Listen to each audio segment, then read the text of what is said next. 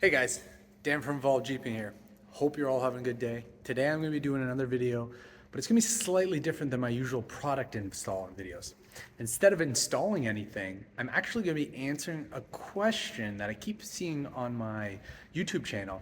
And the question is, what rim and tire combination am I running?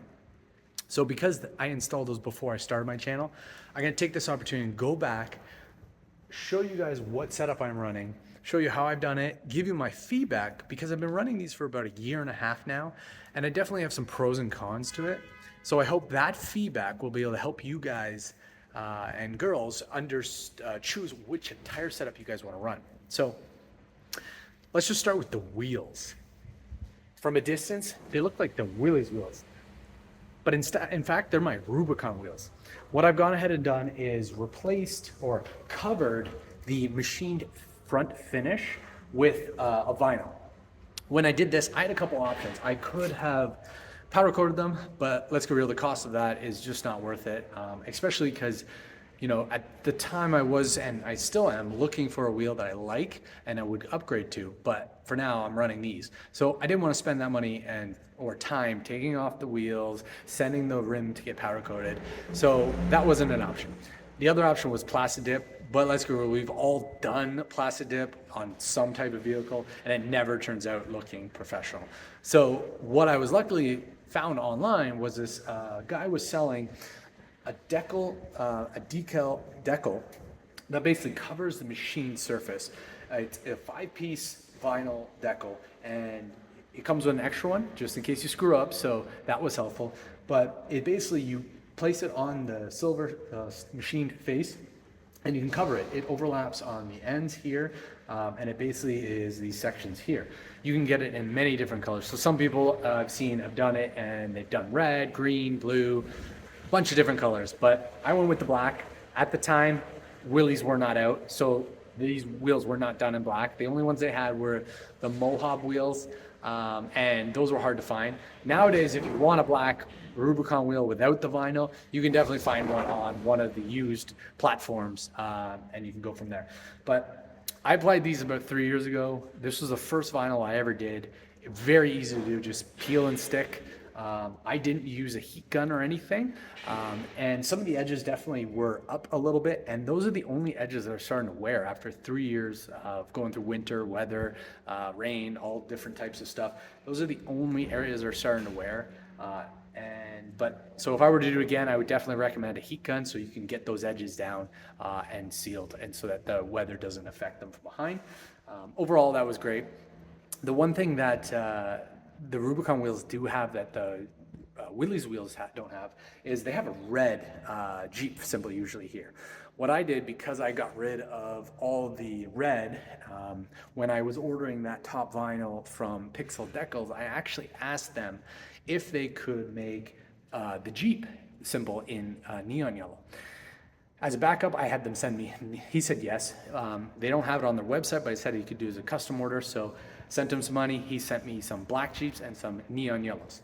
The neon yellows was because I thought originally I could just cover the neon yellow over the red, but it didn't cover perfectly. So what I had to do was go with this approach, which is kind of inspired by Von Getting Jr.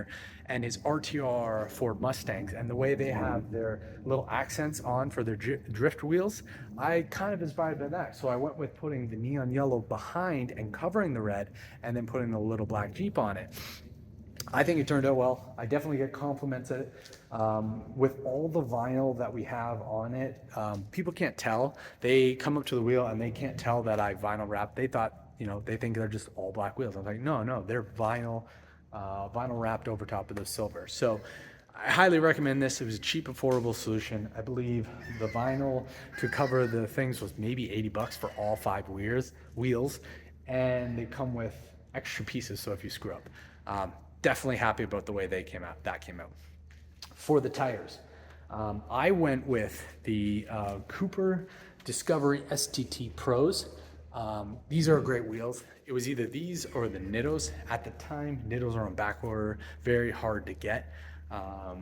but the Cooper Discoveries were what I went with. These are load rated for E. I'll definitely go into that in my feedback and why that doesn't work and why that does work.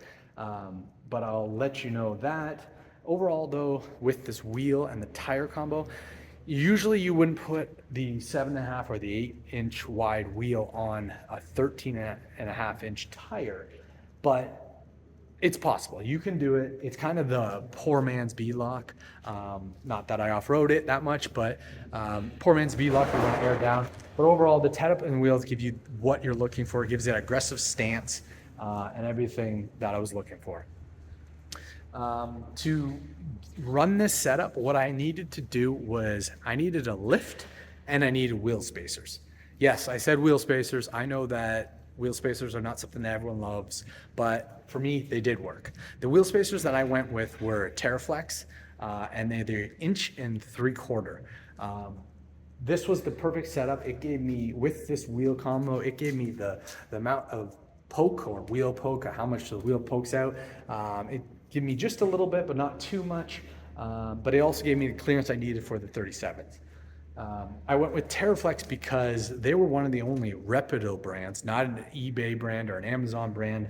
They were the most reputable Jeep brand that was selling one that came in black. So I wanted one that came in black so that you couldn't see it. A lot of the other brands that have the hub-centric versions come in blue or red, but I wanted black because I was going with the black wheel and I didn't want it to show. So that's what I ran there. The lift that I went with is a 2.5-inch rough country spacer lift. $200, very easy to do. Definitely other lifts you could get. This is what I'm running right now. As I said, I don't off-road it. I've said that many times. So, well, I do off-road it once in a while. The most off-roading I do all the time is a curb here and there. But mostly this was a setup I ran. I did have the tires on without the lift for about a day. It does work. It's not necessarily the best option. It rubs, so you would have to do some trimming, but I went ahead and did that for one day until I got the lift installed. But overall, happy with the way that turned out. My feedback about this setup would be that the tires are great. They're a little noisy. Cooper Discoveries are a little bit louder than Nitto Trail Grapplers. They have a really aggressive look that I like that's similar to Nitto, so happy about the look that they did. Because I purchased these ones, I didn't purchase these brand new. I found a used pair that a guy had about for 800 miles, and he actually ended up putting Trail Grapplers on it.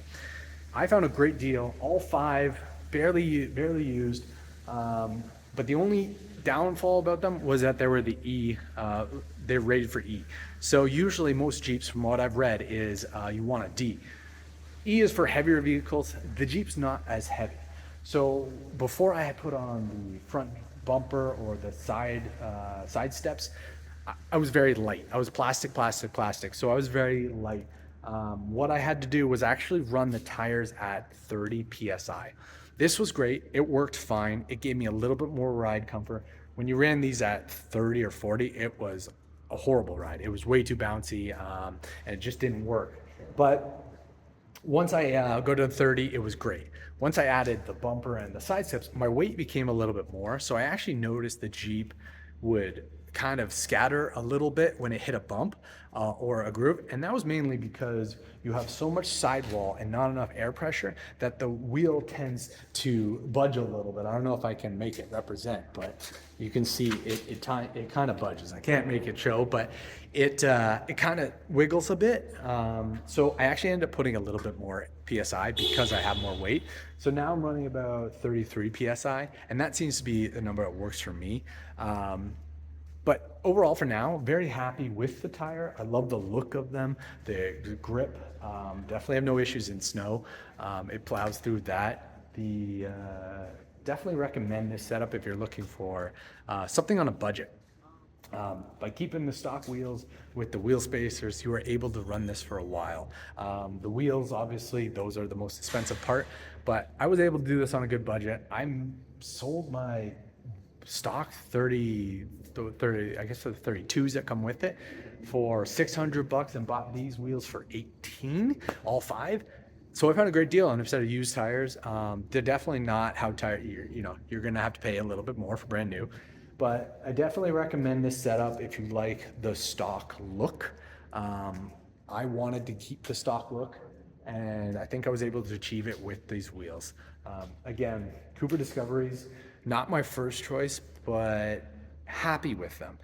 They're a little bit loud on the highway, I will say that. So where a Nitto, you're definitely a little bit easier, and that's even with the soft top. Hard top's obviously a lot better, but with the soft top, I definitely go on the highway. Let's say you're going 75 on the highway.